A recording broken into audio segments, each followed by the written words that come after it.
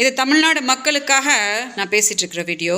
ஒரு 4-5 நாளாக தமிழ்நாடு அரசுக்கு எதிராக எல்லா அரசியல் கட்சிகளும் தமிழ்நாட்டில் ஒரு பெண்ணுக்கு நியாயம் கேட்டுட்டு உயிர் கொடுத்து தடையெல்லாம் மீறி போராடிட்டுருக்காங்க.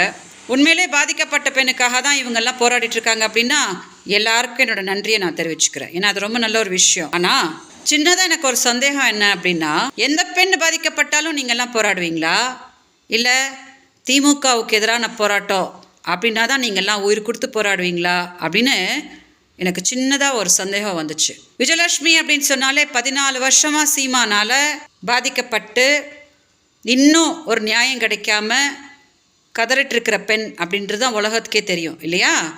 நான் இந்த மாதிரி போராடிக்கிட்டு கமிஷனர் ஆஃபீஸ் அங்கே இங்கேன்னு துடிச்சிட்டு இருக்கும்போது எந்த அரசியல் கட்சியும் இந்த மாதிரி களத்தில் இறங்கி சீமானுக்கு எதிராக தைரியமாக இந்த மாதிரி போராட்டம்லாம் பண்ணவே இல்லை. நான் கம்ப்ளைண்ட் கொடுத்ததை மதித்து சீமானை காவல் நிலையத்துக்கு வர வைக்கிற ஒரு முயற்சியை திமுக மட்டும்தான் பண்ணாங்க. இன்னைக்கு எஃப்ஐஆர் எப்படி வெளியில் வந்துச்சு அப்படின்லாம் சீமான் கேட்குறாரு இல்லையா.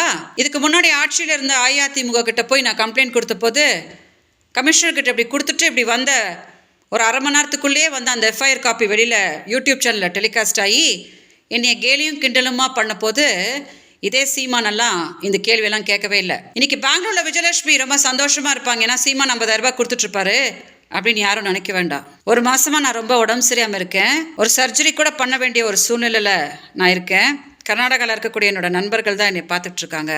ஆனால் எனக்கு இன்றைக்கி மனசு கேட்கலை. என்னை மாதிரி மக்கள் யாரும் ஏமாற வேணாம் அப்படின்னு இந்த வீடியோ பேசிகிட்ருக்கிறேன். ஸோ என்னோடய அனுபவத்தில் ஒரு பெண் போய் கம்ப்ளைண்ட் கொடுத்தா கண்டிப்பாக அந்த பெண்ணுக்கு நியாயம் வாங்கி கொடுக்கணும் அப்படின்னு முயற்சி பண்ணுறது திமுக மட்டும்தான். இன்றைக்கி இவங்கெல்லாம் எதுக்காக போராடிட்டுருக்காங்க அப்படின்னு எனக்கு புரியலை. நான் சொல்கிறத வச்சு மக்கள் நல்லா புரிஞ்சுக்குவாங்க அப்படின்னு நான் நம்புகிறேன். அதனால் தயவு செஞ்சு மக்கள் பார்க்கும்படி இந்த வீடியோ கொஞ்சம் டெலிகாஸ்ட் பண்ணுங்கள். வணக்கம்.